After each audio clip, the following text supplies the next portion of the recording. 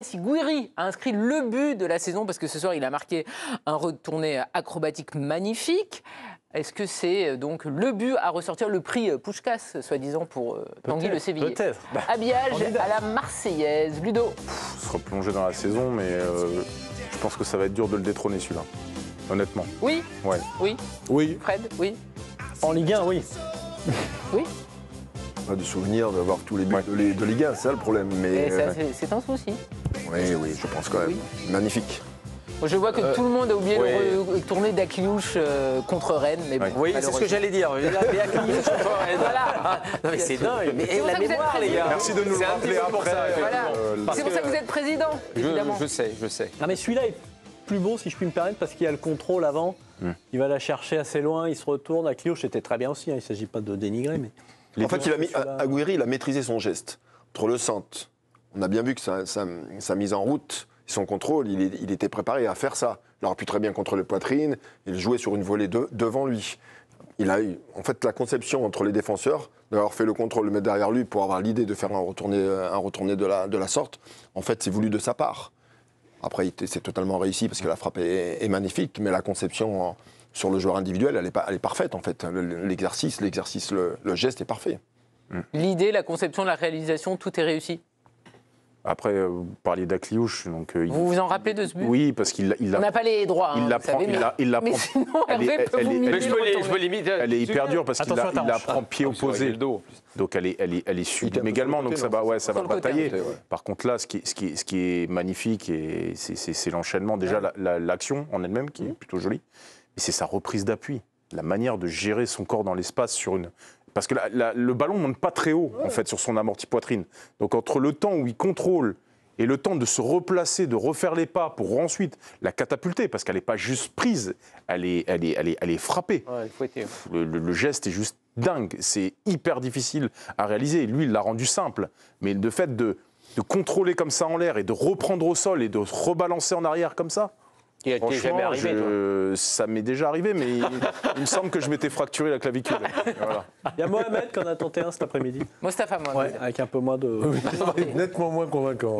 moins de réussite. Bon, il en a mis des très beaux. Oui, Mostafa, mais pas et là, non, ça s'est fini sur un 0-0. Voilà. Fred, c'est vrai que c'est compliqué de se souvenir de tous les buts de notre saison. On voit tellement plus de matchs. Vous n'en avez pas d'autres en tête? Pour vous, c'est Gouiri? Oui, parce qu'en plus, cette année, il n'y a pas... pas... parlé d'un pénalty qui avait été très beau. Ah oui, un pénalty du plat du pied, oui. Avec un gardien qui anticipe beaucoup trop tôt. Mais à part celui-là, il n'y a pas, comme le but de Cazerie il y a 2-3 saisons, il n'y a pas ces buts. On a vu quand même un par saison pendant 2-3 ans, des buts de 60, 65 mètres, 55. Fekir, ouais, Fekir, mais plus près de nous. Non, il n'y a pas un lob de 40 mètres là. C'est pour ça. Moi, je reste un peu prudent quand même, parce que ça pourrait être supplanté par un but de 60 mètres ou de 55 mètres qu'on a vu déjà. Moi, je pense à Wabi Cazerie, 68 mètres il y a 2 ans ou 3 ans. Il y en a eu d'autres. Cette année, en revanche, s'il n'y a pas ça, celui-là, il tient le pompon. Je trouve qu'il est un peu supérieur qu'Akliouche. Ouais. Et puis, il a pour lui d'arriver quasiment au moment où les votes sont en train de se clôturer, je pense.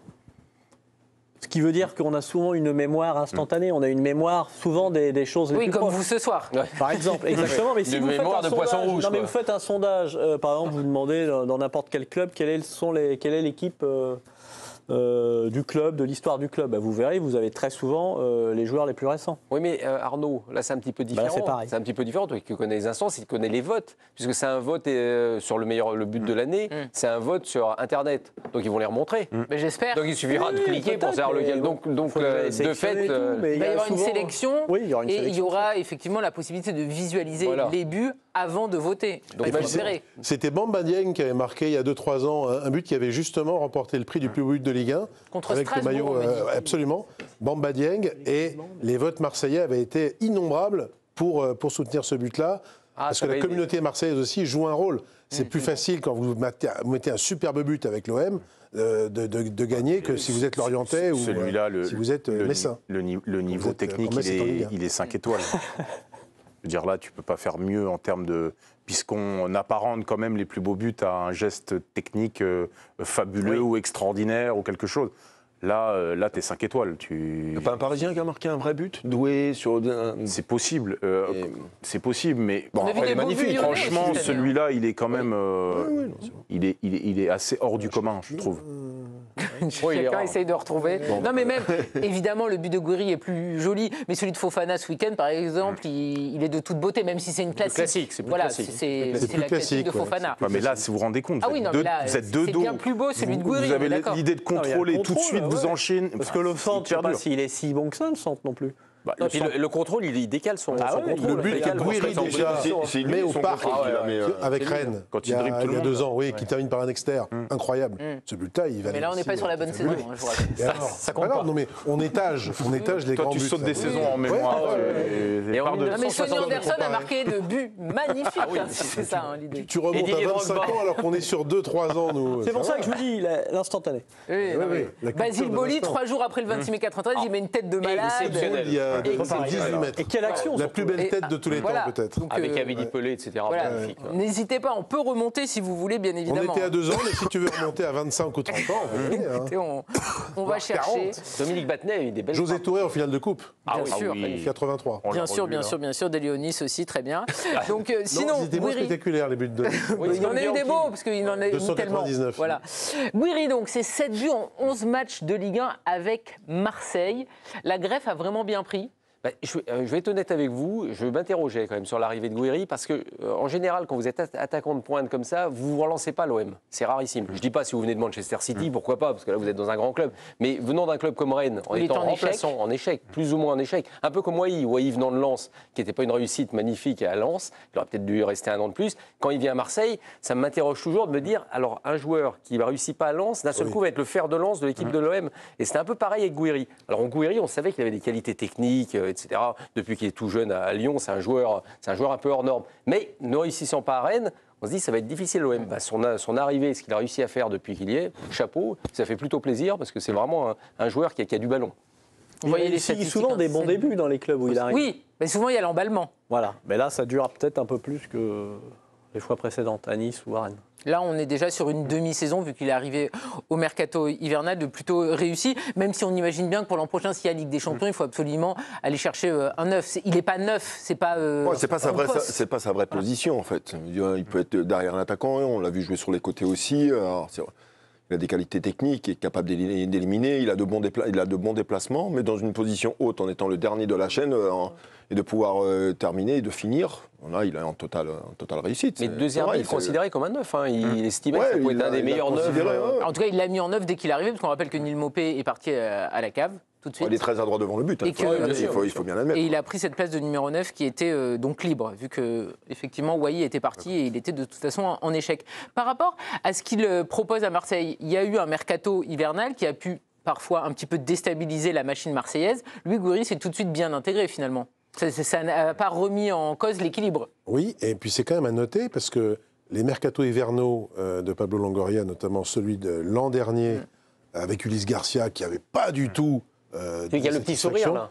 Oui, c'est ça, celui qui pratique l'ironie. Vous êtes obsédé par ce pauvre Ulysse, dis donc, laissez-le tranquille. Non, mais je me souviens de son arrivée, les suiveurs marseillais étaient tous les supporters, on était tous très déçus de son arrivée, en disant, c'est ça un renfort. Et il y avait d'autres renforts, déjà il y a 1 an, et il y a 2 ans, qui n'avaient pas été du tout des vrais plus. Là, Gouiri, dire les 7 buts, alors qu'on est à... Il n'en avait mis que 2 en Ligue 1 avec Rennes, sur la première partie de saison. Voilà. Et effectivement, c'est rarissime de voir un joueur qui est en échec quelque part se relancer à Marseille. C'est quand même pas le terrain le plus évident. C'est pas une logique implacable. Pas du tout. Donc c'est quand même, je trouve, un pari. C'est un pari dangereux, un pari audacieux, et qui là est en train de réussir.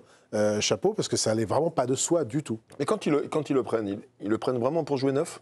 La réflexion à les tourner autour de ça. Visiblement, De Zerbi a dit pour lui, c'était le profil de joueur que lui. Il le considérait comme un vrai neuf. Enfin, il y avait un autre choix après le départ de Wai, mais ils n'ont pas pu le faire non plus. L'idée, c'était de faire un joueur en plus et Gouiri. Bon, au final, ils ne l'ont pas fait. Et Gouiri fait la maille pour l'instant. Et Wai a été très bien vendu. Donc, au final, Marseille s'en est plutôt très bien sorti. Ludo, par rapport à Amine Gouiri, ce soir, il met un triplé. Son premier, évidemment, avec l'Olympique de Marseille, vu qu'il vient d'arriver. Des buts qui sont différents.